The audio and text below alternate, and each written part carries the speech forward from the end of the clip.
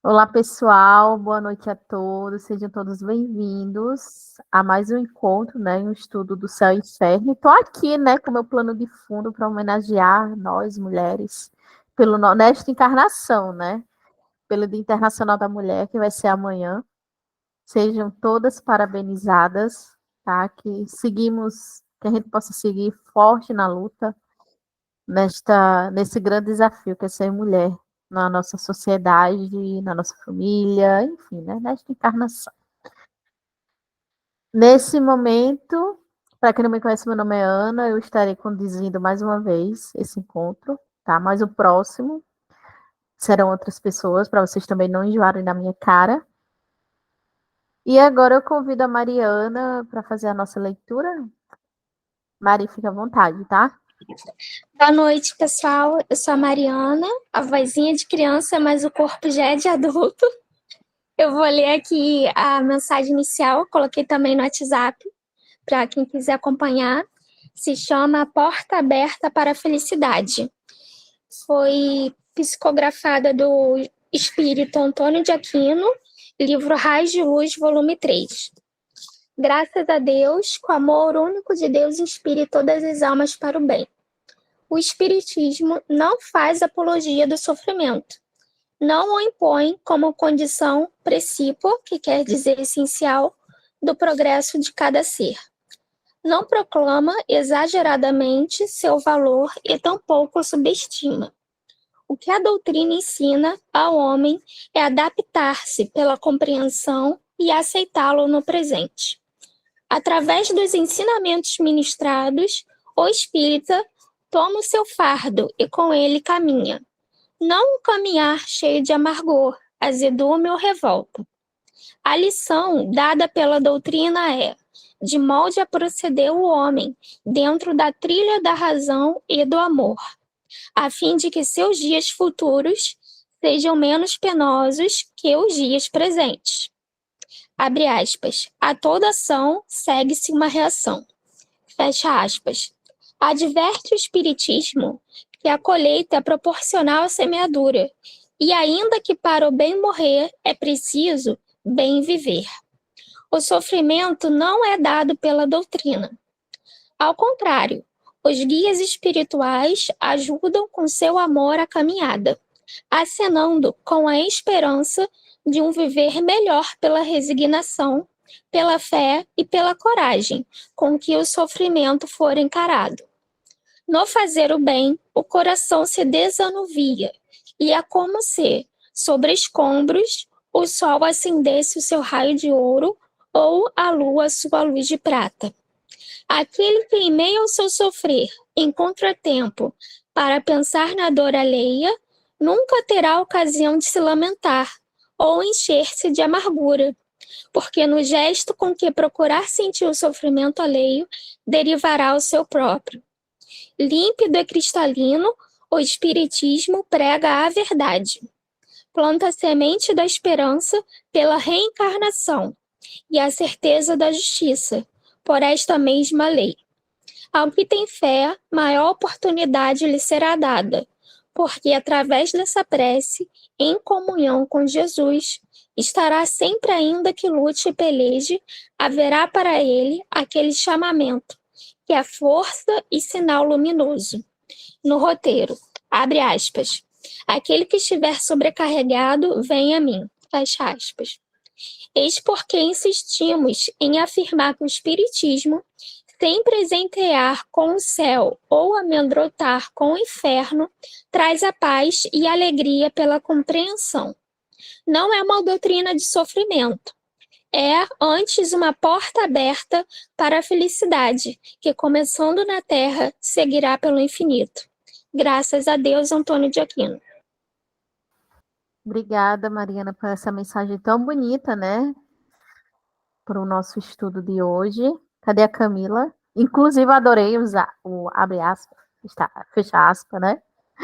Bem fofa. Camila, tá aí? Fica à vontade, tá? Sim, estão me ouvindo? Tá, gente, Sim, então tô vamos ouvindo. fechar os nossos olhos. Ótimo. Então, vamos fechar os nossos olhos, levar o pensamento para agradecer por mais um encontro, por mais uma noite de estudo, que possamos nos conectar com o alto para que esse estudo seja muito abençoado e muito proveitoso. Nessa noite a gente possa aprender mais, estar conectado e que esse conhecimento seja cada vez mais proveitoso para a nossa vida. Que assim seja. Obrigada, Camila. E o barulho nem veio, né? Não vem nada. E o gato tá tranquilo, né? O pessoal da rua também tá mó paz aí, né? Gente, que alegria, O né? pessoal Estarmos... entrou. Hã? Como é? O pessoal entrou. Ah, Tava tá, um tá monte todo de gente mundo na rua. recolhido, né? Resolveram Pessoal, entrar. que alegria estar aqui, né? Depois de nossas duas últimas quintas-feiras, que a gente teve um encontro com o Paulo Figueiredo, né? Lucas Sampaio. Eu penso que eles nos ajudaram a ter essa ideia, né? Esse início para podermos entender melhor, né? O estudo da obra O Céu e o Inferno. Eu acho que foi dois encontros muito enriquecedores para o nosso grupo, né? Que só veio assim para reforçar o nosso objetivo, que é estudar a obra, né? Estudar a obra básica de Kardec, trazida pelos espíritos superiores, né? Para justamente nos ajudar nessa lide, né? Nesse grande desafio que é a encarnação e a evolução. Aí agora eu vou projetar para vocês, tá? Aqui a tela. Ai, fico meio perdida aqui, tela cheia. Só para lembrar, gente, meu nome não é Silvia, para quem ainda não se habituou, tá? Meu nome é Ana. A Silvia tá aqui. Inclusive, a gente pode marcar uma sessão de autógrafos. Brincadeira, Silvia. Bem, pessoal, hoje o nosso capítulo vai ser o capítulo 1, Tudo e o Nada, né? Então, assim, o Rafa tá chocado por conhecer a Silvia de verdade também, né? Deixou de ser uma figura para ser algo concreto, né? E é graça, nossa doce Silvia, deixou de ser uma entidade, né? Se corporificou. Pois falar que é assim, viu, Silvia? É meu zombeteiro aí, então vai se acostumando. Bem, eu trouxe aqui o Livro dos Espíritos para a gente poder correlacionar o estudo do capítulo de hoje com a primeira obra da codificação, que Kardec disse que ela ia ser nossa pedra angular, né? A base do nosso estudo vai ser, né? Sempre a gente vai tentar fazer esse link com o Livro dos Espíritos. O tudo e o nada. Onde é que a gente pode ver correlação com o Livro dos Espíritos? No capítulo 1, né, de Deus. O capítulo 1, ele vai falar sobre Deus infinito, vai falar sobre prova de existência de Deus, atributos de atividade e panteísmo, né, que é um conceito que a gente também vai ver hoje no estudo do nosso capítulo 1. Depois disso, a gente pode ver uma correlação na segunda parte do mundo espírito e o mundo dos espíritos, na parte do capítulo 3, da volta do espírito, extinta a vida corpórea e a vida espiritual, que ele vem falar sobre o alma após a morte, a conservação da sua individualidade, né, a questão da vida eterna, separação da alma e do corpo, preservação espiritual, mas essa parte aqui, ó, a alma após o corpo e sua individualidade, né, que a gente vai ver que é uma das teses que a Kardec pontua sobre a mais lógica e racional, né? E depois a gente pode ver aqui, deixa eu ver o que mais. No capítulo 3, né, na parte terceira das leis morais, a gente pode ver aqui na parte. Ai, me fugiu agora, mas se eu não me engano. Peraí, gente. Eu acho que é dos gozos, né? Na parte das esperanças e consolações. Que ele vem falar sobre o temor da morte, que vem falar sobre o nada, ó, no capítulo 2, a vida futura, tá bom? Então, são assim, relações com a primeira obra básica e para a gente fazer um estudo, né, mais aprofundado do capítulo 1, se respaldando no Livro dos Espíritos, que é a primeira, né, primeira obra da codificação, nossa pedra angular. Vamos dar o play, então, no estudo de hoje.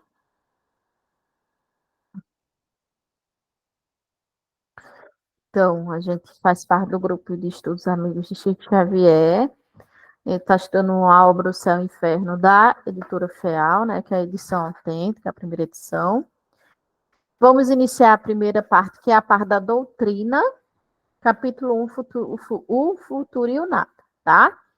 Então, como é que eu preparei essa apresentação? A gente combinou que a gente não vai estudar as alterações, a gente vai estudar a primeira edição, a edição autêntica que a FEAL nos trouxe, tá? No meu estudo comparativo que eu tenho feito, vocês vão perceber que terão itens que vão estar em vermelho. Então, são itens que eu não achei na edição alterada, só achei na primeira edição, tá? Então, eu deixei, assim, só uma coisinha diferente. No capítulo 1, quando Kardec começa a falar sobre o futuro ou nada, ele traz logo essa reflexão, né? Ele chama a gente para pensar, para refletir. Ele começa dizendo assim: vivemos e pensamos e agimos, eis o que é concreto. E morremos, o que não é o menos certo. Mas, deixando a terra, para onde vamos? Em que nos transformaremos? Estaremos melhor, pior? Existiremos ou não? Ser ou não ser? Tal é a alternativa. Para sempre ou para nunca mais? É tudo ou nada. Ou viveremos eternamente, ou tudo estará acabado, sem volta. Vale a pena pensar sobre isso, né? E é uma das grandes questões que nos aflige, que aflige o ser humano, é essa dúvida do que vai acontecer, né? Tem pessoas que essa dúvida traz muita angústia, né? Ou essa pessoa vai se negar a pensar sobre isso, vai simplesmente viver e vai pensar na morte, só quando ela vier no leito de morte, às vezes, né, que vai fazer aquela reflexão sobre como levou a vida e tal. Mas tem gente que se preocupa, né? Tem gente que se questiona. O que acontece com as crianças quando elas morrem? Elas vão para onde, né? Por que que a gente tem pais que perdem os filhos? Por que que tem filhos que perdem os pais? Né? O que que há de tão misterioso no morrer e no nascer? E Kardec já traz, né? Ou a gente é tudo ou nada, ou a gente vive eternamente, ou tudo se acaba. Não há outra opção, né? E aí eu trouxe uma pergunta para vocês. Como é que geralmente lidamos com as pessoas que estão em risco de morte, né? Eu acho que todos nós aqui, ou já teve um parente que adoeceu gravemente, né? Que estava com risco de desencarnar, ou que já desencarnou, ou a gente vai passar por esse momento algum dia na nossa vida, né? Seja com um parente ou com a gente mesmo. E aí, como é que a gente vai lidar com esse pessoal que está em risco de morte? O que é que geralmente a gente diz para essas pessoas, né? E eu que trabalho no hospital, a gente vê muita coisa em relação a isso, né? Em relação aos pacientes que estão em terminalidade, que já estão muito próximos a fazer a passagem, né? Ou que sabe que o seu diagnóstico vai culminar nisso aí.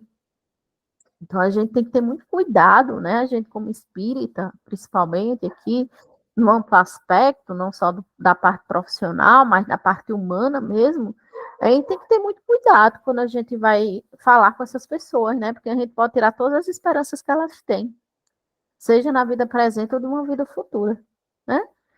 E aí e aí a gente é um momento assim muito difícil quando a gente tem um parente gravemente enfermo que vai desencarnar, né, a qualquer momento, justamente porque a gente é colocado em xeque em relação às nossas crenças, né? É aquele momento em que a gente vai dizer se a gente realmente é nisso que a gente acredita. A gente vai se questionar, vai ser colocado na frente, né? E eu lembro de Kardec que disse que a fé raciocinada é a única, né, que se mantém firme diante das adversidades. E aí a história que eu vou trazer é que quando o meu sogro esteve doente de câncer, né, terminal, meu sogro teve um câncer de pulmão, então da doença ao óbito foi questão de 3 meses, né? E ele era totalmente refratário a qualquer coisa ligada ao ponto de vista da matéria, ou questão do ponto espiritual, né? Ele não queria saber. Às vezes, eu lembro que eu e Daniel, no começo que a gente ia para João Pessoa, a gente levava o evangelho, levava o livro de mensagem, né? Chamava eles para fazer o evangelho. Minha sogra, ela topava qualquer coisa, né? Ela estava ali para curtir, para entender, curiosa, né? Meu sogro dizia que era tudo muito bonito, mas que não era para ele. E aí, quando foi no leito de morte, né, que ele estava muito grave, eu disse a ele que ia ficar tudo bem, né? Que ele ia ficar bem, que ele não se preocupasse. E ele segurou na minha mão e ele já estava no momento de delírio, assim, de consciência, né? Já estava bem. Uma hora ele estava delirando, outra hora não. E ele olhou para mim, ele segurou no meu braço e disse assim: minha filha, você acha que eu tenho medo de morrer? Eu disse: não, não estou dizendo que o senhor tenha medo, eu estou dizendo que está tudo bem, que vai ficar tudo bem. Ele disse: eu não tenho mais medo de morrer, não, minha filha, sabe por quê? E ele olhou bem nos meus olhos e disse: porque tudo que você, meu filho, fala é verdade. E eu fiquei assim, né, olhando para ele, dizendo: tudo, minha filha, tudo que vocês dizem, que vocês falam, é verdade, eu vejo tudo, né? Então, estava lá ele naquele momento de testemunho dele, né? E também o nosso testemunho, porque todo mundo testemunha junto, né? Ele de finalmente ter tido a sacada, né? Como disse Paulo ontem, ou no encontro há 15 dias atrás, e a gente ter mais uma prova de que realmente a espiritualidade tudo faz sentido, não é nada vozes da cabeça, né? Então, o que Kardec diz? Quando a gente se deparar com essas pessoas, né, ou a gente no futuro, que a gente alimenta a ideia de que a gente vai ser muito feliz, né?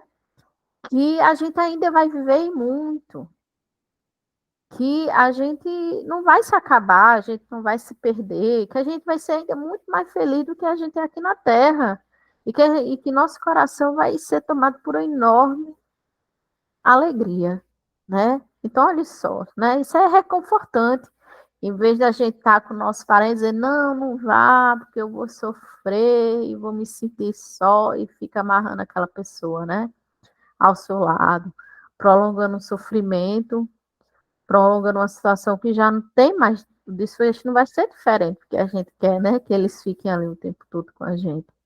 Então, o Espiritismo nos convida até também esse otimismo diante das doenças graves, diante aos óbitos iminentes, né? E graças a Deus, porque a gente tende a aprender muito com o Espiritismo.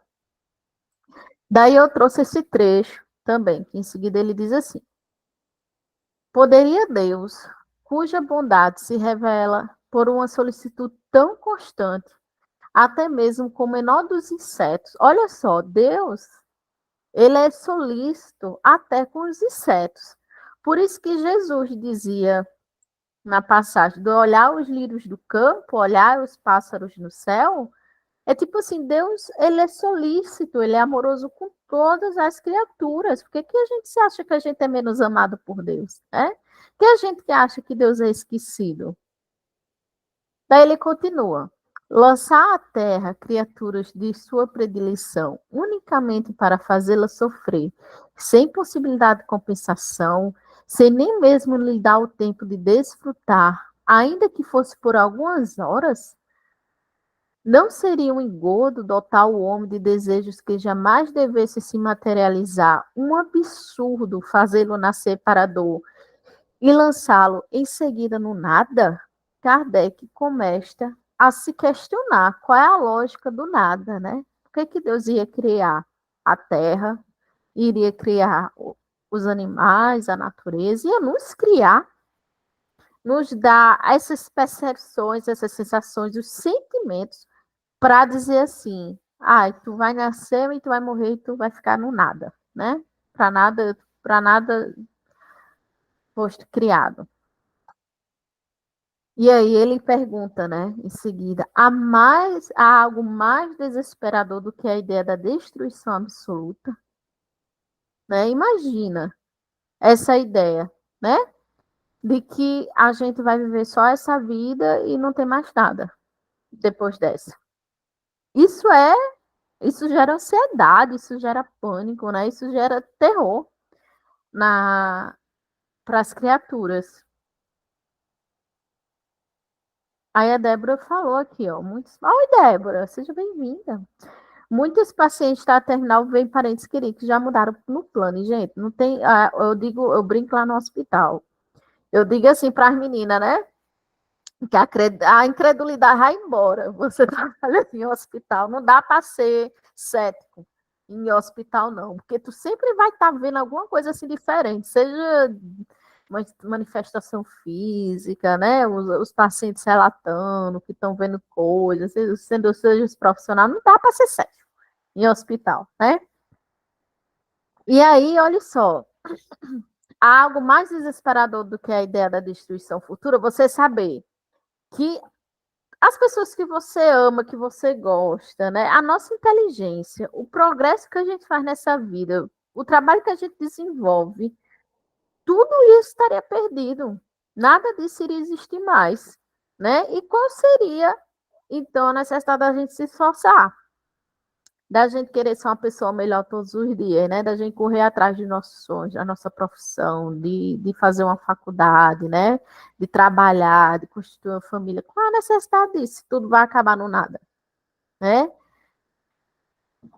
E aí, a nossa intuição diz assim, né? Isso não faz sentido. A gente rejeita essa questão do nada, né? Que nada, que não vai dar em nada. Não vai dar em nada. Vamos viver essa vida porque não vai dar em nada, né?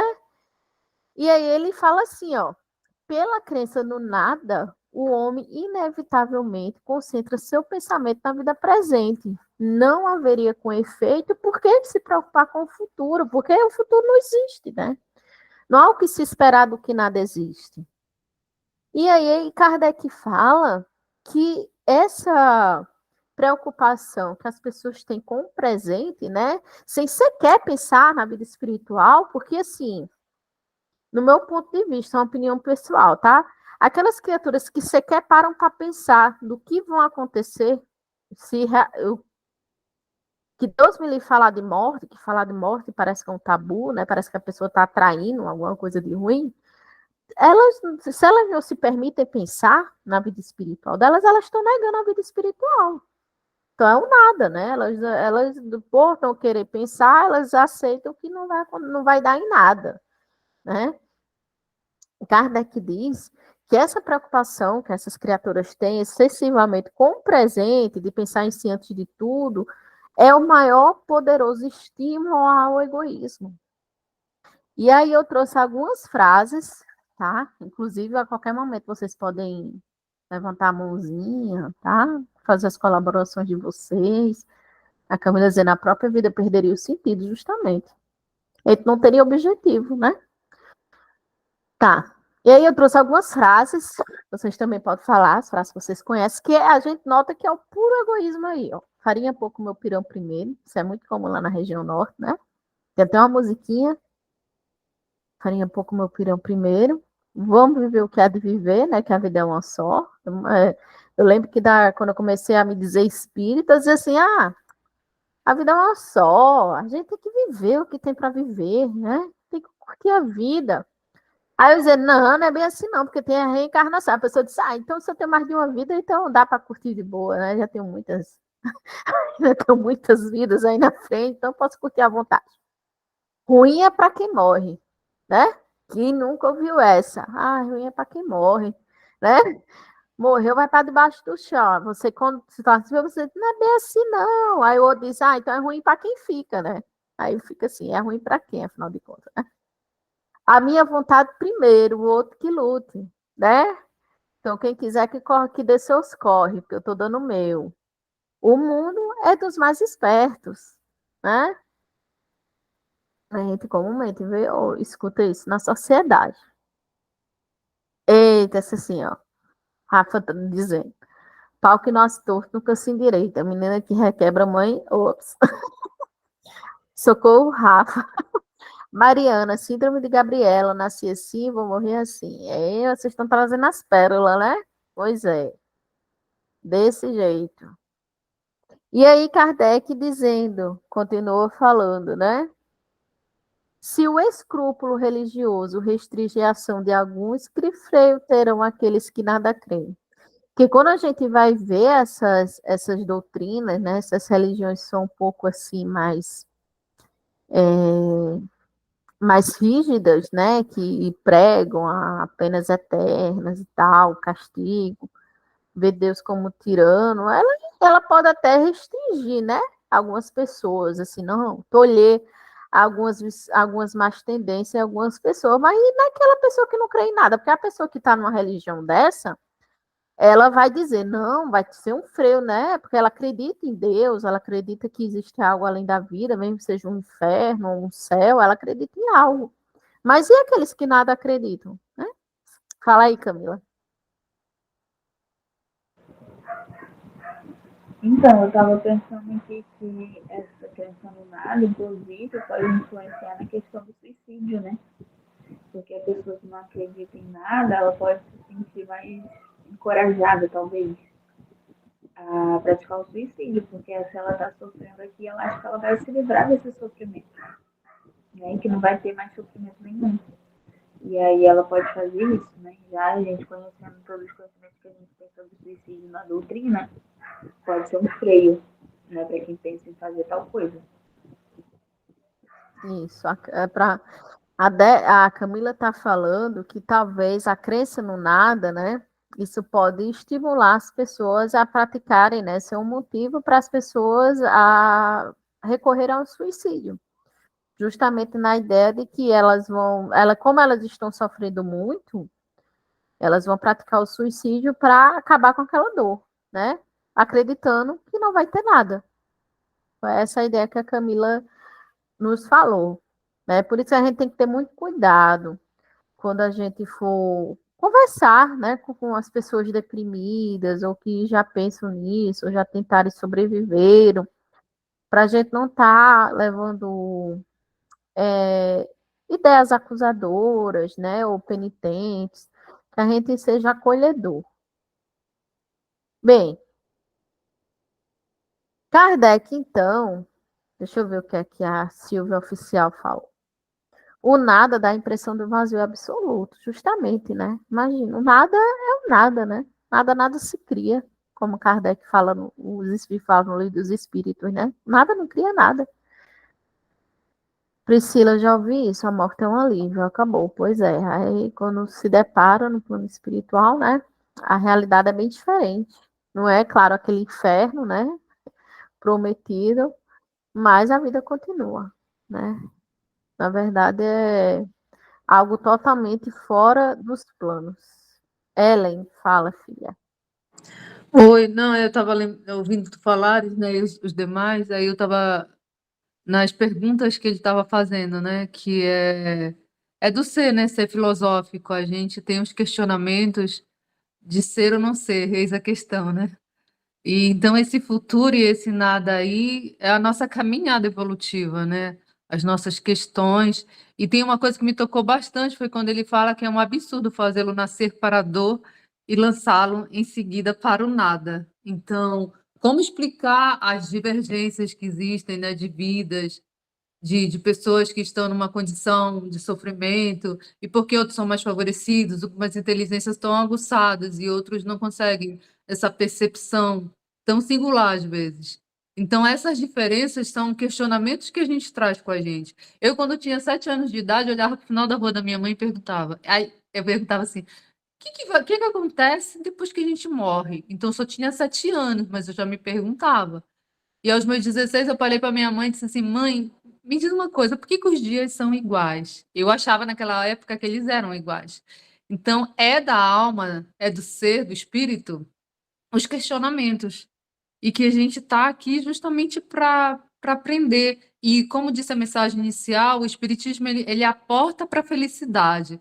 Por quê? Porque ele faz essa abertura de consciência, esse dissipar, né, do que está em nevoeiro, para te trazer a clareza de que você é filho de um Criador, que tudo existe um porquê, o motivo, ela te explica, ela faz com que a tua consciência se liberte e você busque essa sede, porque mais adiante no texto ele vai falar, né, que as religiões no início elas tinham essa questão do poder para manter, para te guiar, e à medida que a tua consciência desperta, ela vai questionar mais e mais. E você tem uma sede interior, uma sede da alma, de querer saber, de buscar, do porquê. Por que que é dessa forma? Como a gente está aqui nesse estudo agora, buscando compreender cada vez mais. Então é do homem, né? Esse futuro, esse nada, essa busca que a nossa, né?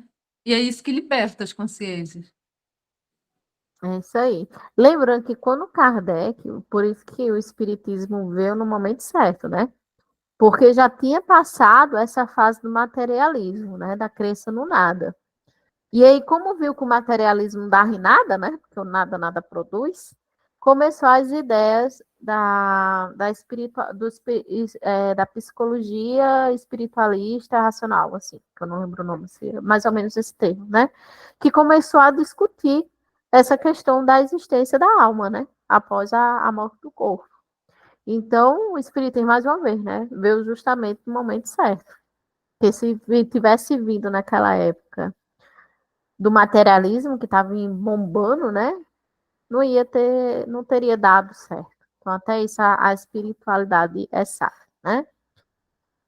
Daí Kardec, ele vem justamente nos apresentar o neantismo, que nada mais é, segundo essa ideia metafísica do nada, não haveria lei moral ou direito natural, nem existência após a morte, portanto, nada temer ou esperar. A escolha estaria ligada ao resultado e não à intenção de uma ação, consagrando a postura egoísta. Seria uma verdadeira competição. Cada um lutando por si mesmo, querendo ficar bem, né? Já que só tem uma vida, então eu quero viver o melhor possível e que o outro se exploda para lá, ele que corra também, né? E aí Kardec ele disse assim: se o mundo e sua humanidade fosse acabar em 8 dias, e agora? Como a gente vê aqueles filmes apocalípticos, né? Em que o mundo vai se acabar. E agora? O que é que a gente ia fazer? Né? Será que a gente ia estar preocupado em fazer caridade? Será que a gente ia estar preocupado na fraternidade? Ou estaria cada um lutando pela sua sobrevivência? Né? Será que a gente ia estar acordando todo dia de 6 horas da manhã para trabalhar, para levar os filhos para ir para a escola? Será que a gente ia se esforçar para viver? Será que a gente ia aceitar algum tipo de lei que ditasse as normas, né? A vida social, já que o mundo vai se acabar? Isso não faz sentido seguir lei nenhuma, né? E Kardec, ele fala que se essa ideia fosse vigente, se realmente fosse isso, morreu, acabou, iria romper os laços de solidariedade, fraternidade, né, que são os alicerces das relações sociais. Então, a gente ia estar preocupado em se fraterno, em de se ajudar, né, de fazer caridade, a gente estaria vivendo, lutando pela sobrevivência. Daí ele traz essa conclusão, né? Que se a incredulidade completa representar um dia a condição da maioria, a sociedade entrará em dissolução. É o que tem da propagação dessa doutrina, porque Kardec, quando vai perguntar aos espíritos o que é que aconteceria se o egoísmo, né, fosse alcançasse esse nível, ganhasse do amor, vamos pensar, vamos ser bem breguinha, né? Ah, e se o mal vencesse o bem, o que é que iria acontecer? Né? Ele aí, os espíritos, né? Ia ser não, rebobina. Kardec pergunta aos espíritos, né? O que seria o rompimento dos laços afetivos, né? Dos laços familiares? Seria a recrudescência do egoísmo, não é? Então, a gente tem essa necessidade, primeiro, de viver em sociedade, né? A gente viu que não dá para viver isolado, né? Cada um no seu quadrado. A gente viu que na pandemia a gente pode até endoidecer. A gente não fica muito bem da cabeça, não, isolado, né? A gente precisa da vida em sociedade. Essas crianças, durante a pandemia, sofreram um horror, né? Sofreram muito pela falta de contato social. A gente anda na rua, por mais que a gente não queira algo instintivo, a gente quer olhar no olho do outro. A gente quer cruzar um olhar, a gente quer se sentir visto por outro ser humano. É natural, é da gente viver em sociedade. Então, se a teoria do nada fosse vigente, acabou-se fraternidade e caridade uns para com os outros, né? E aí, ele fala, né? Ele traz esse trecho aqui. Se a religião é impotente contra a incredulidade, é porque falta aquela alguma coisa para combater essa última. de tal maneira que, se a religião permanece inerte, após um tempo estará inexoravelmente ultrapassada. É preciso que as religiões acompanhem o progresso da humanidade, o progresso social. O ser humano, a gente não aceita mais a imposição do pensamento, né? Alguém que diga para a gente como a gente tem que se fazer, como a gente deve se comportar, como é que a gente deve pensar. Aí, isso aí já passou. O que aconteceu? A humanidade progrediu, né, nessa questão do livre-arbítrio, da tecnologia, etc., mas a religião ficou parada. A religião negou a ciência. Quantos cientistas não foram mortos pela Inquisição? Né? Quantos cientistas ainda não são perseguidos no dia de hoje pelos ditos religiosos? Uma religião que não acompanha a ciência, ela está fadada ao fracasso. Ela está fadada a ser ultrapassada, como Kardec diz, é inerente, né? Ela vai ser ultrapassada, porque não dá mais, a gente não aceita mais, a grande maioria, né? Porque ainda existe gente que acredita em qualquer coisa, né? A gente não acredita mais nisso, né? Enquanto que alguém nos diga como é que a gente tem que viver, a fé cega, né? Então, é isto, né? Se é impotente, se, por exemplo, se as religiões, mesmo, se as religiões ela não combate, ela não te torna um ser humano melhor, né? Ou seja, se ela lhe fomenta a ser um ser humano egoísta, preconceituoso, né? De separatista, porque tem alguma coisa de errado com ela, né? Alguma coisa ela está deixando a desejar. Porque o objetivo da religião é deixar fazer a gente melhor, né? É fazer com que a gente se reencontre, se reconecte. Aí Kardec continua. É nesse estado de coisas que o Espiritismo vem impor uma barreira à invasão da incredulidade, não somente pela visão dos perigos que ela engreda, mas pelos fatos materiais que tornam tangíveis e visíveis a alma e a vida futura. Né? Então, o Espiritismo, ele não vem só falar, mas o Espiritismo vem provar. Espiritismo, a doutrina espírita é uma doutrina filosófica muito bem amarradinha, né? Porque falar, qualquer um fala, até papagaio fala. Você provar já é outros 500, né? É outros 500. E aí eu trouxe uma outra pergunta. Conhecimento e responsabilidade. Nós somos responsáveis por aquilo que pregamos como verdade para as pessoas? O que é que vocês acham? Vocês se sentem responsáveis, como por exemplo, você tá lá no seu canto e a pessoa diz, não, mas vai lá conversar com fulano, porque fulano é espírita. Fulano vai lhe ajudar, né? Entender? Ou você está numa situação em que você precisa, você tem um dever moral de dar sua opinião, né? E aí? A gente é responsável por aquilo que a gente pregamos como verdade para as pessoas? Por exemplo, eu aqui hoje, será que eu sou responsável por aquilo que eu estou falando para cada um de vocês, né? E vocês também para mim, né?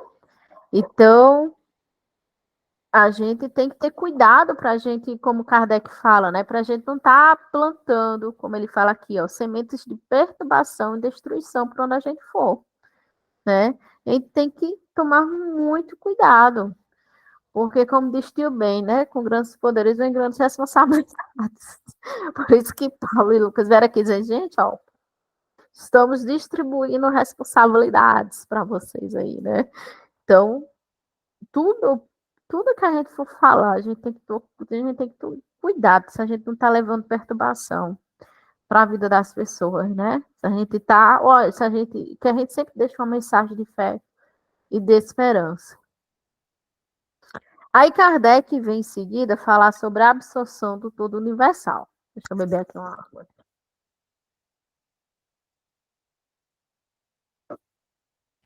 Eu falo demais, viu? Aí vocês podem me cortar, por favor. Vamos lá. A absorção do todo universal. O que é que diz essa filosofia doutrina? Cada indivíduo absorve em si, ao nascer, uma parcela desse princípio, que é sua alma, e que lhe dá a vida, a inteligência e o sentimento. Quando morre, essa alma volta ao ponto de origem, perdendo-se no infinito, como uma gota de água no oceano. Essa doutrina é, sem dúvida, um passo adiante com relação ao materialismo puro, já que ela admite algo além da matéria, conquanto o outro nada admite, mas as consequências de ambas são as mesmas. Tá. A diferença dessa para o materialismo é porque ela acredita que existe alguma coisa. Ela acredita que existe um poder, uma força, que é Deus, e que a gente seria uma parte desse todo, né? E essa parte da vida, da inteligência e dá o sentimento. E quando a gente morre, a gente volta para esse ponto de origem, né? Mas a gente volta para se somar a tantas outras, né? Então, teoricamente, como ele diz, né? Como uma gota d'água no oceano. Kardec diz, uma cor é uma cor diferente do materialismo? É, né? Mas as consequências são praticamente as mesmas. Por quê? Porque tolhe a questão da individualidade do espírito, né? A gente é individual quando a gente vem, né? Sai desse todo, mas quando a gente volta, a gente perde isso. A gente volta a ser uma coisa só.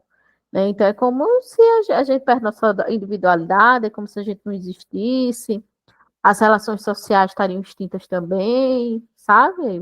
Viraria uma coisa bem louca. Porque o que é principal para a gente, o que é que nos angustia?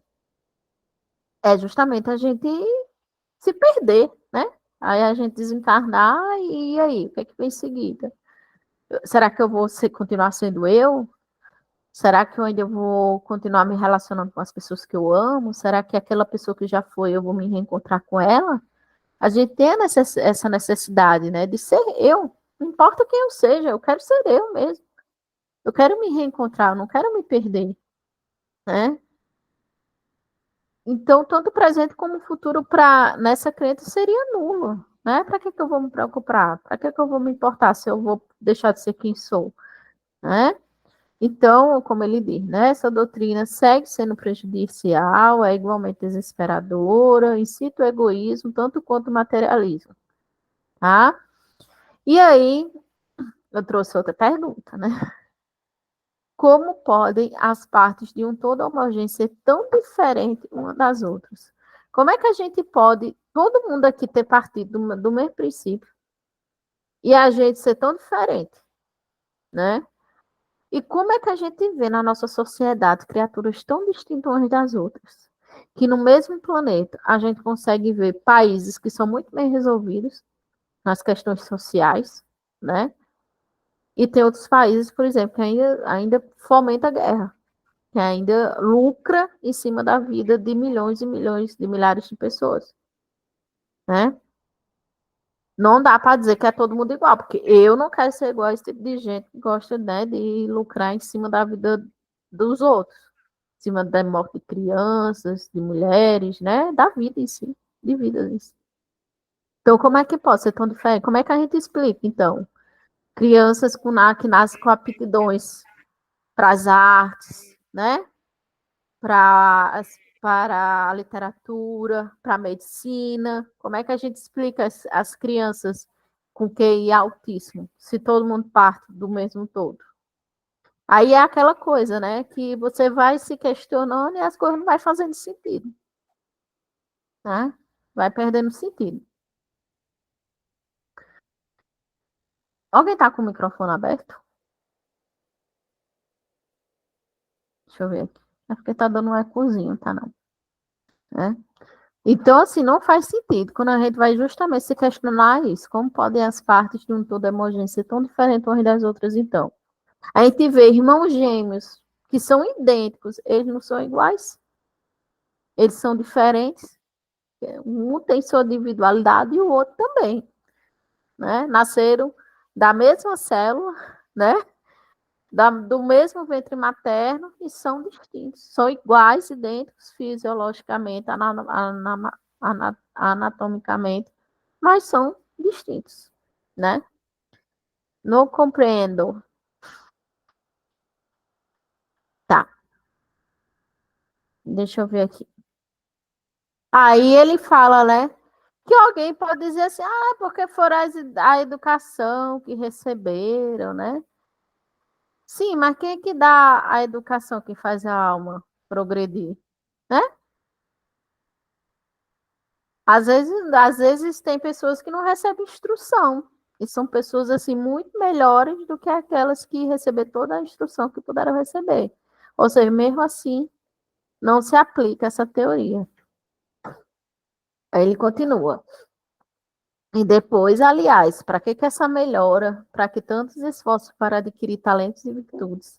Para que trabalhar pelo progresso da humanidade, se tudo isso deverá ser engolido e perdido no oceano infinito, sem proveito para o futuro de cada um? Valeria tanto tempo permanecermos o que somos, selvagens ou não, beber, comer, dormir tranquilamente, sem torturarmos o espírito, né? Então, por que a gente então se preocupa com a moralidade, se a gente vai se perder nesse retorno, né? E aí ele continua dizendo: o panteísmo propriamente dito dela difere, né? Na medida em que, segundo ele, o princípio universal da vida e da inteligência é o próprio Deus. Deus é ao mesmo tempo espírito e matéria. Todos os seres, todos os corpos na natureza compõem a divindade, de que são as moléculas e os elementos constitutivos. Em outras palavras, Deus está em tudo e tudo é Deus. Deus é um conjunto de todas as inteligências reunidas. Né? Se todas as almas são porções de divindades, todas concorrem para as leis da natureza. Como é que pode, então, que elas murmurem sem cessar contra essas leis que são obras suas? Que é outra questão que Kardec traz, né? Que se a gente saiu de Deus, né? E que Deus é espírito e matéria ao mesmo tempo, e Deus é o criador dessas leis naturais, como é que pode ter alma que reclama das leis dele? Como é que existem espíritos totalmente refratários em fazer o bem? Como é que existem tantos espíritos que, como diz Paulo, né? Citando Paulo, tem tantos maus hábitos que reclamam de tudo, né? Então, não faz sentido também, né? E eu achei muito legal essa frase de Kardec, que ele diz, né? Cadê? Uma teoria não pode ser aceita como verdadeira, senão com a condição de satisfazer a razão e dar conta de todos os fatos que abrange. Se um só fato a desmente, é porque ela não encerra a verdade absoluta, né? Então, se existe uma hipótese que contradiz essa teoria, ela é uma teoria falsa, né? Ela não é uma teoria verdadeira. Então, é preciso que se esgote todas as possibilidades dessa teoria, né? Dessa filosofia, para dizer se ela é verdadeira ou não. Se há alguma coisa que diz, peraí, não havia pensado sobre isso, e ver que não tem lógica, é porque não tem validade, né? E aí ele diz, quais são as consequências ilógicas do panteísmo? Primeiro, para as almas. A absorção do todo, né? Elas seriam absorvidas pelo todo, e a perda da sua individualidade. Se a alma não incorre em nenhuma responsabilidade por seus atos bons e maus, ela não tem nenhum interesse em fazer o bem e pode fazer o mal impunemente. É a mesma coisa da ideia do nada. Né? Se não vai dar em nada, ou se eu vou perder minha individualidade, para que eu vou me esforçar para ser humano melhor, né? Eu não tenho motivo para fazer o bem, e a gente sabe que o mal é a ausência do bem, então bora não fazer nada, né? Bora fazer maldades por aí. E para Deus, quais seriam as consequências para Deus? Deus não teria mais uma vontade única. Ele seria um aglomerado de vontades divergentes. Então a gente vê que Deus, ele é a inteligência suprema e causa primária de todas as coisas. Ele é perfeito. Ele tem todos aqueles atributos, ser bom, misericordioso, ser onipresente, né? E por aí vai.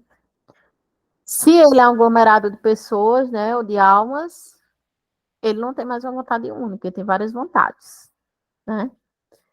E essas vontades, elas divergem entre si, porque tem os reclamões, tem os que não fazem nada, e tem uns que se importam, né? Então ele não tem uma vontade única. Se ele não tem uma vontade única e tem vontades que divergem entre si, ele não é dotado de perfeição, né? Porque o ser perfeito, ele é perfeito. Ele só tem uma opinião, né? E essa opinião é perfeita.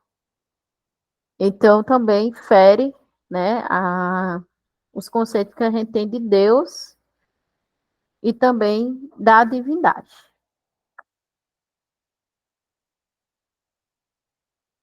O homem, portanto, tá, e continuando aqui. Débora, pode falar.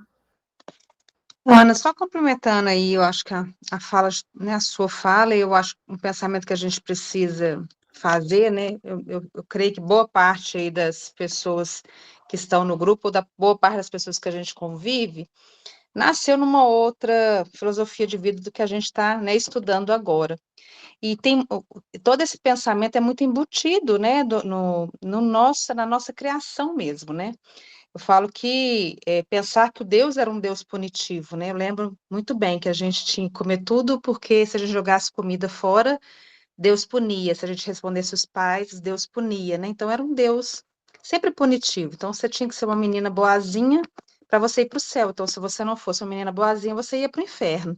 Então a gente corria atrás, né? Esse nada para a gente, na verdade, era o medo de ir para o céu ou para o inferno, né? Na verdade, o medo de ir para o inferno, né?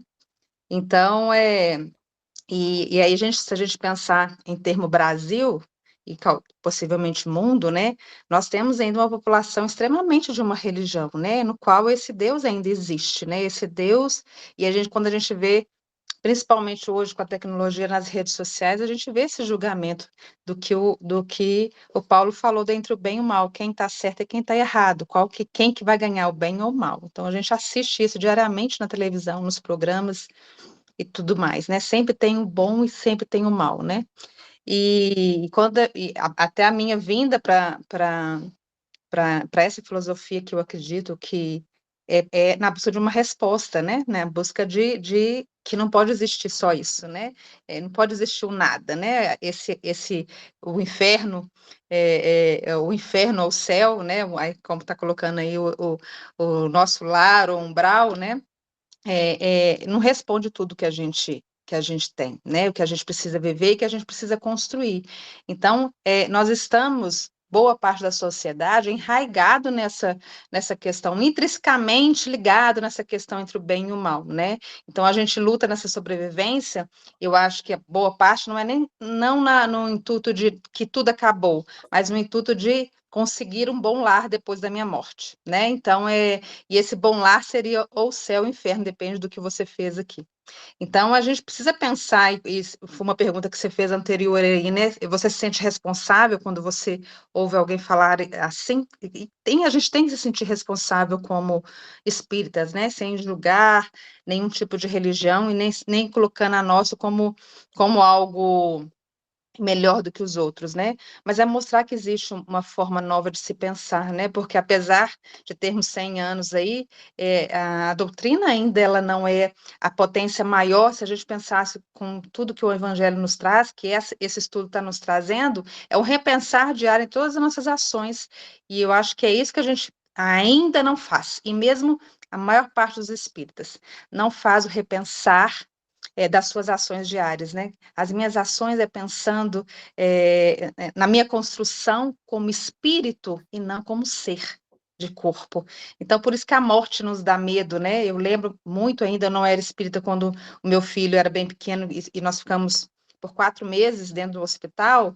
Quantas vezes eu briguei com Deus pela falta que eu sentiria da presença dele. E esse medo ainda existe, né? Eu vou falar, não, eu não tenho medo de perdê-lo, porque a gente ainda está muito ligado à questão do material, né? Mesmo eu sei que existe a vida após morte, estar nessa escola terra e não poder tocá-la ainda me causa angústia, né? Então quer dizer que ainda eu preciso aprender e caminhar todos os dias, né? Então nesse sentido a gente precisa pensar e ter até caridade com o nosso pensamento, né?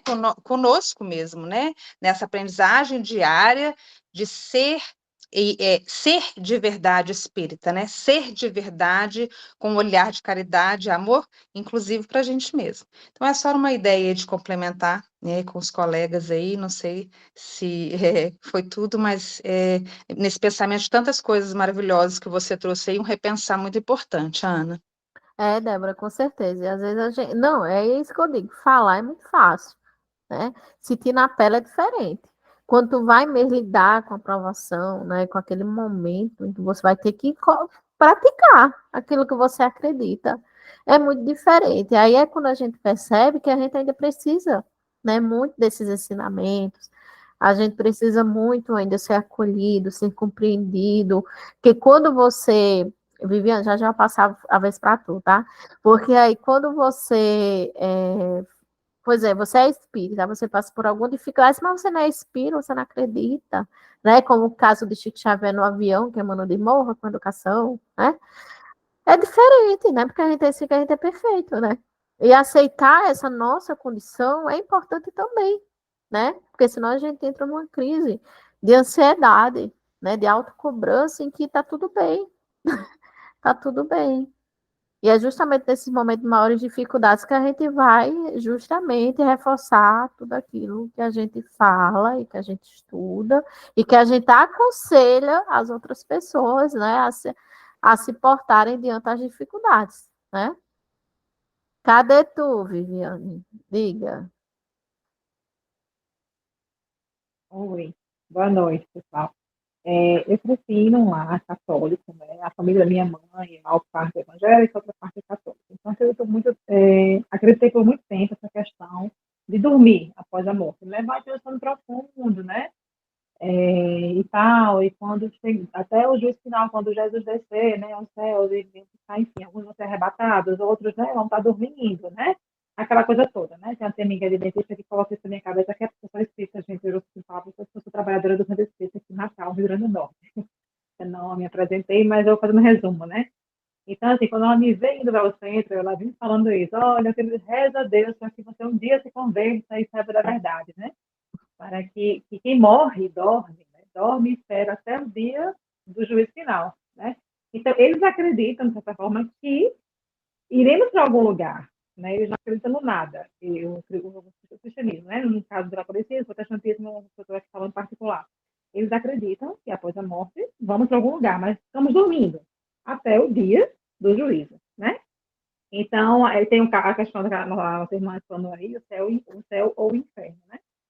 Aí eles acreditam assim, vamos fazer o bem na cabeça deles, vamos fazer o bem justamente para poder alcançarmos um lugar bom quando Jesus voltar, né? Para ser chamados por Jesus, né? E vamos reencontrar os nossos entes queridos, tá? Ela bate muito essa tecla, que eu disse adventista, né? Esse irmão faleceu, então ela fala para mim, quando Jesus voltar, vamos encontrar seu irmão, vamos encontrar fulano, né? Para dar exemplo, né? Que todos estão dormindo, né? Em Cristo, né? E que depois vamos estar todos juntos em um lugar. Então, assim, eles acreditam que existe, assim, um lugar, né? Que não morreu, acabou.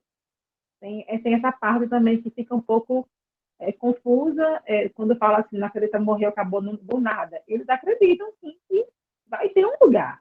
Só que é justamente, ou é o paraíso, né? O céu, ou o inferno. Mas, por enquanto, ficam dormindo, né? Não ouvem nada, não fazem nada, morreu, acabou o pó.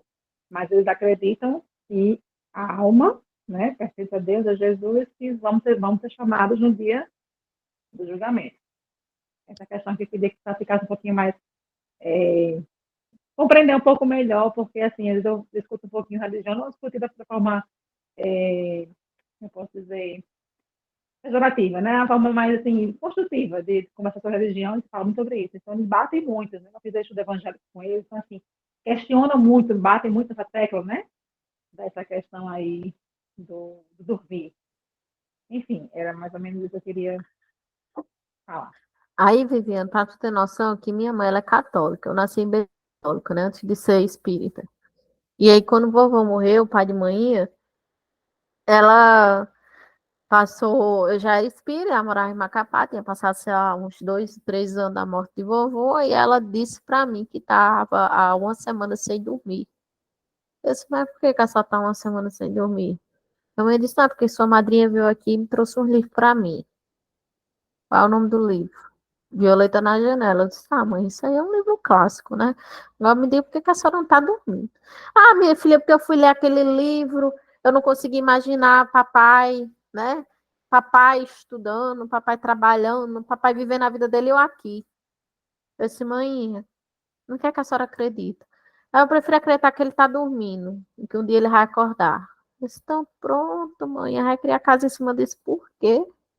Por que a senhora vai deixar de dormir por causa disso? Então, pronto, é isso que a senhora acredita? Então, viva, né? A sua fé, né? Aí os anos se passaram, hoje em dia ela é mais aberta, sabe? Tem um momento que ela começa a perguntar um monte de coisa, como se ela engatasse a primeira, sabe? Aí vai, e depois ela aperta a ré, e tá bom, quer saber mais não. Eu sou a senhora que tá perguntando, e eu tô aqui respondendo. Então, assim, tudo tem seu momento, né? E aí a gente, como espírita da família, coitado, né? O que vive sendo apedrejado, a gente tem que ter paciência, né? Tem que ter paciência, tudo bem, as pessoas serem assim, elas estão no momento delas.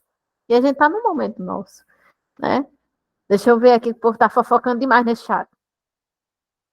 Vamos lá. Viviane dizendo, tem a questão do julgamento final, que morremos e dormimos até o juízo final. Já pensou? Gente, eu tinha ansiedade de pensar que eu ia morrer, ia ficar dormindo, eu me sentia claustrofóbica, eu me sentia apavorada.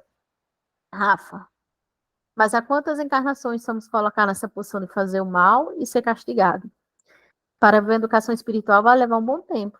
Uma bênção termos tal conhecimento, podemos olhar com os olhos de que ainda tem um caminho, mas sem pesar. Né? Imagina a bênção que é reencarnar no lar espírita, né, Rafa? Tá aí você, sua filha, Mateus, né? Que graças a Deus reencarnaram no lar espírita, que um dia se for médico não vai ter problema em relação sobre isso, né? E Silvia, a oficial. Antes de sermos espíritas, aprendemos a ser cristão de Cristo e de Deus, justamente, né? Essa evolução do pensamento religioso, né, Silvia? Vem Jesus falar sobre a lei de amor e vem o Espiritismo dizer que essa lei de amor, ela é intervida, né? Ela continua, é um processo. Mariana dizendo que era muito bom falar sobre ansiedade, e a Camila dizendo que os católicos também não acreditam no nada, não acreditam no nada, mas a ideia do céu e inferno também é diferente da nossa. Daniel, são crenças confusas, porque não passam pelo crivo da razão e o questionamento é rechaçado. Desde que fiquemos em paz e nos burilemos, o momento de questionar os dogmas pode esperar, justamente. Né? Que aí eu lembro de Valdo Franco, uma vez foi para o Jô Soares, disse, é melhor ser um ateu, um ateu que faz o bem do que ser um hipócrita religioso, algo assim, né? E a Camila dizendo que algumas ideias são incômodas e as pessoas preferem não aprofundar, porque vai justamente no ponto nefrágico, né? Como diz Kardec, o céu e o inferno, ele toca justamente nesses pontos que são tão conflituosos, não só do ser humano, como ser humano, né? Mas nas questões das religiões. É por isso que o céuzinho e o inferno passou por essa situação, né? Com as alterações, que justamente tocava na ferida e girava o dedo, né? Só tocava, e tocava e girava na feridinha. Vamos lá. Gostei das colaborações de vocês. E aí Kardec disse assim, ó, o homem, ele só tem 3 alternativas para nós. A gente só tem 3 alternativas. Ou é o nada, morreu, acabou-se. Ou a absorção, morreu, absorveu. Seja para um todo, né? Na questão da absorção do todo universal, seja do panteísmo, a gente tem uma porção da divindade que volta para a divindade. Ou existe a individualidade após a morte. Então, só são 3 alternativas que a gente tem, tá? Aí Kardec diz, se a lógica não conduz à individualidade da alma, ela nos conduz também à consequência de que o destino de cada alma depende de suas qualidades pessoais. Porquanto seria irracional admitir que a alma atrasada do selvagem e do homem perverso estivesse no mesmo nível que a alma do sábio e do homem de bem. E aí, com a teoria da individualidade da alma, ela explica essa divergência que tem entre as criaturas, né? Por que que uns que tiveram tanta educação são tão perversos, enquanto outros que não tiveram acesso à educação são tão bons? Por que que existem tantas diferenças sociais no mundo? Por que que uns nascem ricos e outros nascem pobres? Por que outros nascem com a saúde tão fragilizada enquanto outros abusam da saúde, né? Esbanjam a saúde. Por quê? Por quê? Por quê? Essa teoria da individualidade após a morte vai responder isso aí, né? Segundo a justiça, cada alma deve ter a responsabilidade de seus atos. mas para que sejam responsáveis é necessário que sejam livres para escolher entre o bem e o mal. E isso é livre-arbítrio, gente. Esse poder de escolha do caminho que a gente vai traçar, isso é livre-arbítrio. Sem o livre-arbítrio, teríamos o fatalismo. E com o fatalismo não pode haver responsabilidade. Se Deus joga dados, a gente não pode ser responsável por isso, né?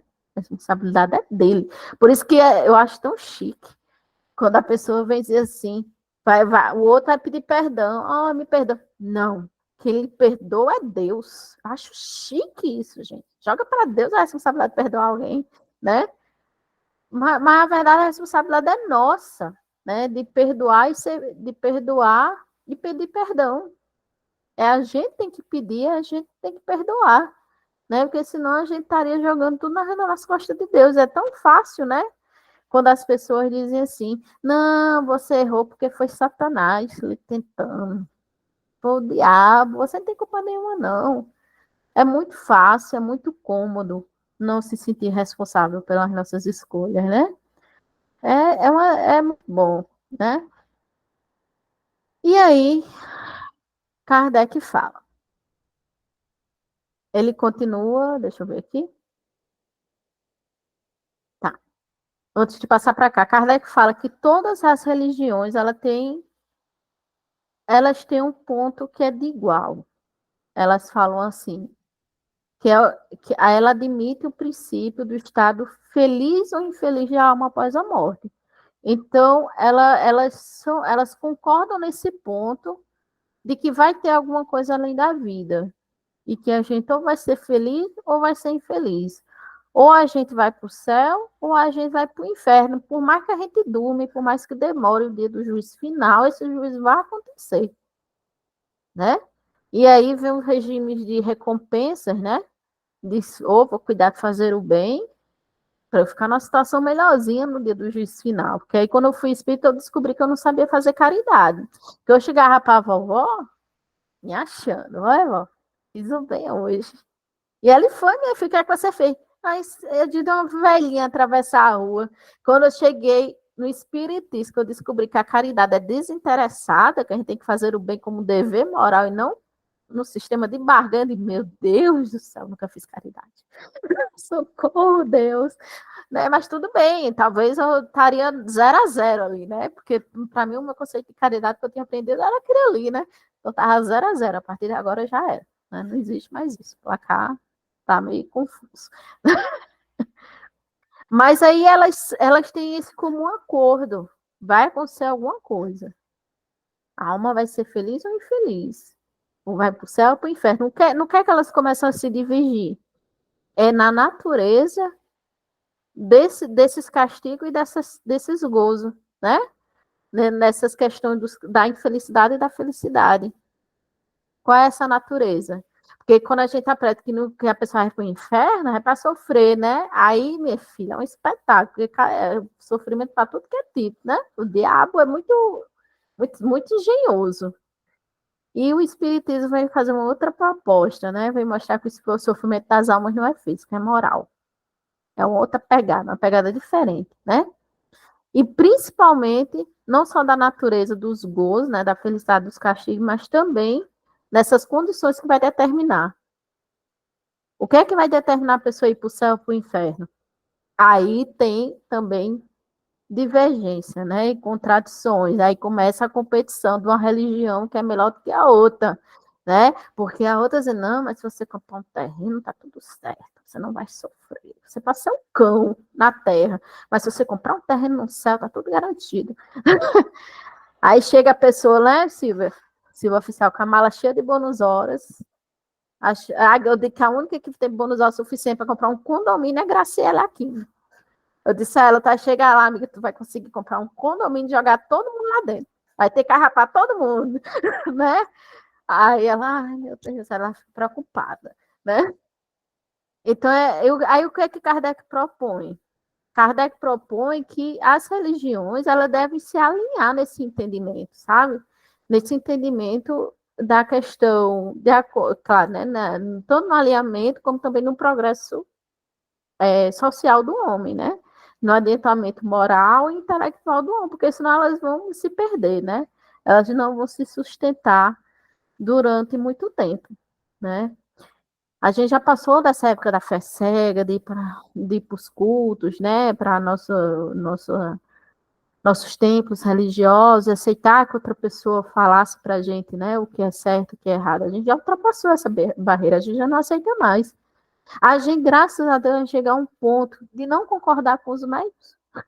Dizer assim, eu não concordo com isso, não. E bater o pé no mar, eu não aceito. De contestar. Graças a Deus. Né? Porque a gente precisa ter senso crítico, pelo amor de Deus. Né? Kardec diz, se a religião apropriada no começo aos conhecimentos limitados ao homem tivesse sempre acompanhado o movimento evolutivo do espírito humano, não haveria os incrédulos. Porque a necessidade de crer faz parte da natureza do homem, e ele crerá, se lhe for dado um alimento espiritual em harmonia com suas necessidades intelectuais. Então, é preciso que a religião avance de acordo, né? Como Kardec falou, a gente tem essa necessidade de se alimentar melhor, de se vestir, né? A gente sente essa vontade de ser feliz. E também do ponto de vista espiritual, sim, né? Então não é porque o ser humano é incrédulo, não, é porque as religiões não atendem às suas necessidades, né? E aí ele vem, né, dizer que o espiritismo oferece mais, porque pois que é acolhido com presteza por todos aqueles que a incerteza aflitiva da dúvida atormenta e que não encontram o que procuram nem nas crenças e nas filosofias comuns. E aí, né? A gente, qual é o nosso berço? A maioria daqui não é no berço espírita, né? Não foram afortunados como o Rafa foi, né? Eu cresci, ouvi falar sobre céu, inferno, purgatório, apavorada com as crianças que ficariam no limbo. E aí, o que é que me fez ir para o espiritismo? Isso aqui, ó. Eu tinha ainda uma dúvida sobre a minha vida futura que me atormentava, né? Não encontrava isso na minha crença religiosa. E nem muito menos nas filosofias comuns. E aí, quando eu fui para o Espiritismo, que só um pouquinho vivendo, que meu pai ia de férias lá para Paraíba, muito calado, eu doida para perguntar para ele o que é o Espiritismo, pai, me fala. E ele muito calado, porque todo mundo lá em casa era católico, né? Vovô estava meio do lado, vovô ia para a missa, rezava o texto, né? Então, minha fé foi muito alicerçada na fé dos meus avós. E ele calado. Um dia eu fui de férias para Macapá, fui para o centro espírita, no dia de um estudo evangélico. Quando começaram a falar dos prontos, era isso que eu estava procurando. É isso que eu quero para mim, né? E tá aí. E eu tenho a certeza que foi mais ou menos o caminho, né? Que a maioria daqui trilhou. Quem foi que levantou a mão? Viviane, foi Vai, rapidinho. fala aí. Não me entender. Não que eu lembrei agora de uma passagem bíblica, eu não lembro muito bem como é que é certa a frase, né? Mas ele fala que Jesus disse que ele não veio para os sãos, né? Mas para os doentes, né? E tem outra passagem também, é uma coisa assim, do tipo, eu quero lembrar como não estou lembrando a forma correta. E tem outra que fala que, eu estou até perguntando a minha mãe agora como é que é a passagem, que fala sobre as ovelhas, né? Do rebanho, que ele não deixaria, ele ia até a última, né, a ovelha, né, perdida, né, tem uma parábola que fala sobre isso, né, da ovelha perdida, vocês me É, recordem da aí que eu não ovelha estou, não desgarrada. lembro, errada, né, aí é tão contraditório, porque se você for levar essa questão aí de dizer assim, ou vai para o céu, para o inferno, a pena eterna, né, de queimar no inferno, e que Deus é esse, né, que, como ele fala nessa passagem aí, que ele quer resgatar, né, quer ir em busca daquela ovelha perdida, ele não quer perder nenhuma ovelha, né, mais ou menos assim, que fala a parábola. Então, ele não tem intenção de deixar o filho dele nas penas eternas, né, é como o nosso lar retrata naquela passagem, né, do livro e no filme também, que ao final o Aniceto, né, mostra no filme, também na passagem do livro, e ele esperou o momento certo daquele rapaz, né, que eu não lembro agora o nome, né, ele se arrependeu, ele estava lá, passou anos e anos e anos no grau, mas ele foi ali resgatar, digamos, uma ovelha perdida, né, e Deus mandou seus emissários, né, então é um contraditório, porque Deus, se fosse esse positivo, né, que eles falam, eles deixaria para o resto da vida, na eternidade do inferno, queimando, né, lá com do diabo, né? Enfim, tudo. E é contraditório quando tem essa passagem da questão da ovelha, né? Que ele não quer perder, né? E ele não veio para os doentes, não veio para os sãos, mas sim para os doentes.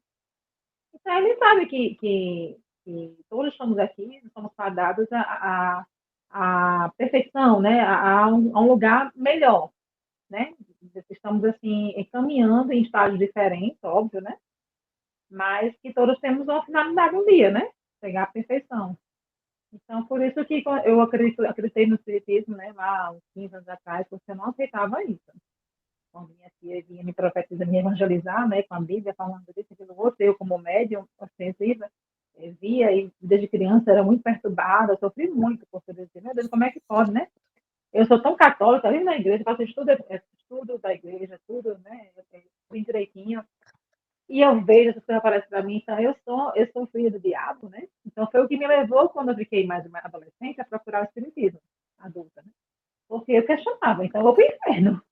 Se eu vejo espírito, eu sou médium, né? Na palavra eu não sabia que era médium antigamente, porque eu era diferente, né? Então eu tinha medo de ir para o inferno.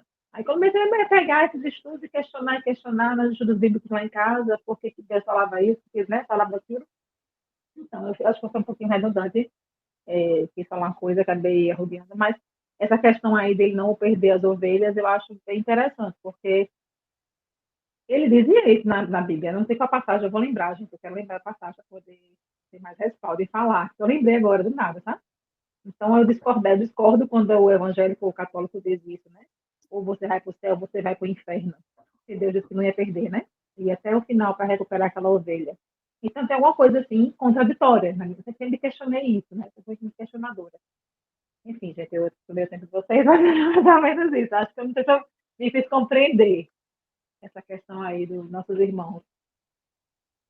Mas aí, Viviane, quando a gente for no centro espírita, é muito comum trabalhadores espíritas achar que mediunidade é castigo. Mediunidade não é oportunidade para o trabalho, né? Então, imagina o que é ser médium, né?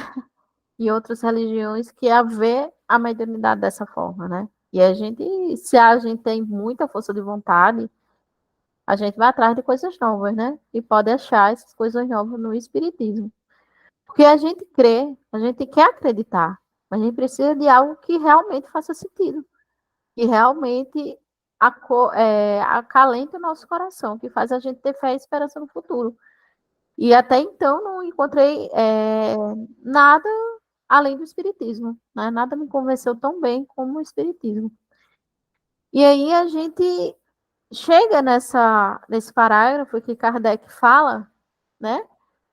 Que a unificação, no que diz respeito ao destino futuro das almas, será o ponto inicial da aproximação em diversos cultos, um passo imenso de início em direção à tolerância religiosa e mais tarde em direção à fusão, porque a gente já tem um entendimento em comum sobre que de fato existe algo.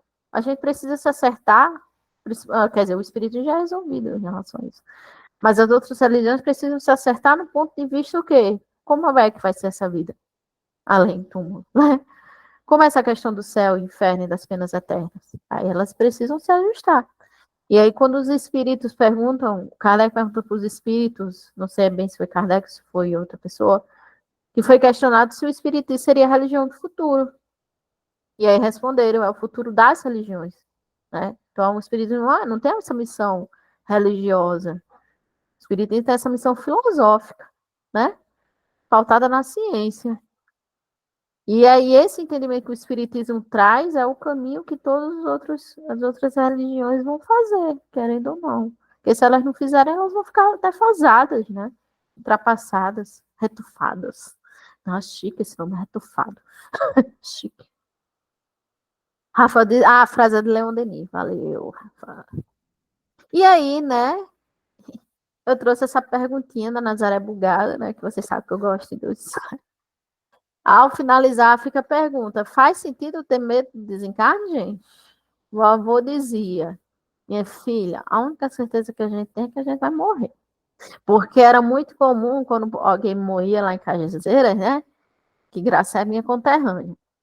O vovô morava perto de um clube que dava para uma BR e do outro lado da BR tinha um cemitério. Então, quando morria alguém, passava aquela procissão, sabe, com caixão. E nesse dia morreu uma jovem, muito jovem, muito jovem. E eu dizia, a bichinha morreu tão jovem, vai para aí. Ele disse, minha filha, se você não quer morrer velho, morra jovem. Que a única certeza que a gente tem é que a gente vai morrer. Eu disse, tá bom, desculpa aí por eu ter nascido, né? Foi mal. E aí, depois de tudo, faz sentido ter medo do desencarno? Não sei, vocês vão pensar, e eu vou pensar também, porque o capítulo 2 é medo da morte. É justamente esse tema. E vai ser Daniel, se eu não me engano, né? Ou é tu, Rafael? Agora eu buguei, não sei. Só sei que não vai ser eu, porque eu acho que vocês já não aguentam mais me ver. A única certeza que eu tenho é que não vai ser eu. Você eu, né? Ah, é você, né? Tá bom, então. Então vai ser Silvia, viu, Silvia? Só que vai ser Daniel. Que Daniel Daniel que criou a hashtag, são todos Silvia. Ai, gente. Pois Deus, com essa passagem, já fala que não irá perder nenhuma de suas ovelhas, justamente. E Daniel, ele gosta muito de comparar, né? Falando por ele, que se a gente não coloca os nossos filhos, né, gente? Nossos filhos em um castigo eterno, fez besteira, e a gente não coloca trancado num quarto escuro, passando fome, passando necessidade, porque que Deus que é perfeito vai fazer um negócio desse, né? Isso não condiz com Deus. Então, é isso que eu tenho a vos falar. Viviane, tu quer falar alguma coisa ou é porque tu esqueceu de baixar a mãozinha? Ah, tá, Não, entendi. tem que baixar. Tá bom. Ah, a Graça dizendo, a sequência é Ana, Daniel, Rafa e a Fofa. Ah, agora tu deixou de ser a Pop seguindo o processo, blá, blá, blá, e agora é a Fofa, né? Tá bom. Cadê a Gisele? Se vocês não têm nada para falar, a gente vai fazer a nossa prece final. Gisele vai fazer a nossa prece, então. Boa noite, gente. Estudo maravilhoso, né? Vamos lá. Fechar os nossos olhos e com o coração cheio de esperança, que a gente possa visualizar o nosso Mestre Jesus, os nossos amigos da espiritualidade que vieram hoje nos dar sustentação para que possamos fazer o estudo, ao nosso mentor espiritual e que esses amigos queridos possam nos acolher em mais alguns dias até o próximo estudo, que eles possam nos ajudar no entendimento de tudo que nós estudamos hoje, possam nos dar clareza, tranquilidade e a esperança sempre viva nos nossos corações de dias melhores. Gratidão a todos eles por estarem conosco, hoje e sempre, que Deus nos abençoe. Assim seja. Graças a Deus. Obrigada, Gisele. Boa noite, Obrigada a vocês pelo pessoal. estudo. Boa noite, gente. Obrigada. A gente se encontra num grupo, hein? Vamos lá, todo mundo fofocar. Tá bom. Tchau, tchau. Boa noite. Tchau. Boa noite.